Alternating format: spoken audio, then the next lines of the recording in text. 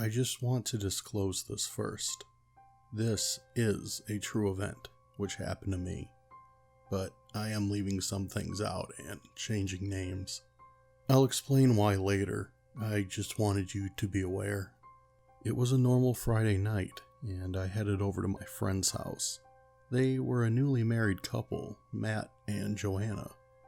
I had been friends with Matt since elementary, and when he met Joanna, I became friends with her quickly as well. Once we got there, we talked for a bit, and tried to decide what to do. We settled on watching a movie. We usually played cards, but we were short one person because Joanna's father wasn't there. He was the fourth player most times.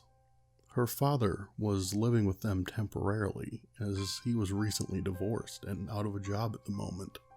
He was a really chill guy, who would just hang around with us. But he was out of the city for the weekend, attending a job fair not too far away. Suddenly, as we sat there, we heard tires screeching and a car peel out from out front of the house. We looked out the window and saw an old big body car take off. It was weird. Nothing like that usually happens in this neighborhood as it is relatively quiet. We dismissed the car thing quickly, thinking it was probably just kids showing off, and we put in the movie. About halfway through the movie, there was a soft knock at the door. It wasn't too surprising though, as some of our friends would just show up unannounced sometimes.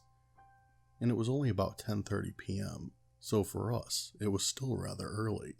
As Joanna got up off the couch, they knocked again, a little louder this time. Joanna was halfway to the door when we heard a loud bang. We looked at the door. Joanna was frozen in confusion, and we heard the loud bang again. It sounded like someone was hitting the door with a bat or some other large object, but we quickly found out what it was. The area of the door around the lock soon shattered into splinters as a masked man kicked the door in. In his hands was a sawed-off shotgun. He entered the house and pointed the gun at Joanna's head, ordering her onto the ground. 3 other men, all masked and dressed in black, quickly came in behind him. One was armed with a handgun, another a knife, and the third was unarmed. Joanna started screaming, and the man at the rear shut the door as best as he could. The man with a pistol put it in my face and pushed me to the ground and did the same to Matt. Joanna kept screaming. The man with the shotgun put it to Matt's head. "Tell her to shut up, or I will kill you, and then I will kill her." Matt tried to collect himself and tried talking calmly to Joanna to get her to calm down. She wouldn't stop screaming, so Matt yelled at her to be quiet or we're gonna die. I think at this point, she understood and managed to stop screaming and just started heavily sobbing instead. While this was all going on, the unarmed man was binding my hands with tape. He finished with me and went to Matt and Joanna and did the same. "Go out to the car and wait. We will start grabbing." The masked man with a shotgun instructed his unarmed friend. He left. The man with the shotgun stood by us as the other 2 started ransacking the house and taking anything that looked like it could be of value. It was only about 2 minutes of this, but it seemed like 2 hours, when finally, one of them came back out into the room we were in. The man talked to the man who was watching us and said, "We found a safe. It's got a combo lock." Joanna's father did have a safe he brought with him. It was a big one that weighed a ton. In it, he had valuable watches, jewelry, and other miscellaneous valuables. The masked man picked me up by the arm and put the shotgun under my chin. He looked at me in the eyes, and I had never been so afraid in my life. Joanna started screaming again. "Shut her up now.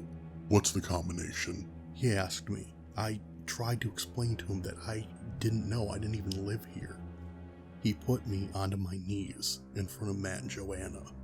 I could feel the cold steel of the barrel pressed to the back of my head. "What's the combination?" He asked them again. "You have 3 seconds to tell me, or he will die. 1. I heard Matt and Joanna screaming they didn't know. which in all actuality, they really didn't know. 2. I held my eyes shut, and at that moment, I truly believed that I was not going to make it out of this.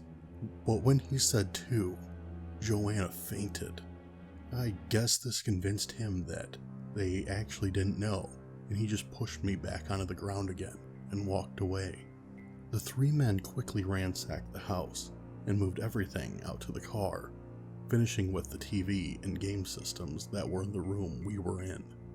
Soon they left. We heard 3 car doors shut, an engine start, and a vehicle drive away.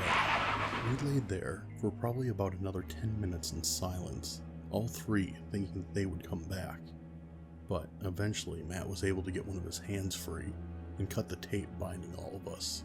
We called the police, and they got there rather quickly. What I had found so strange is how slow time moved.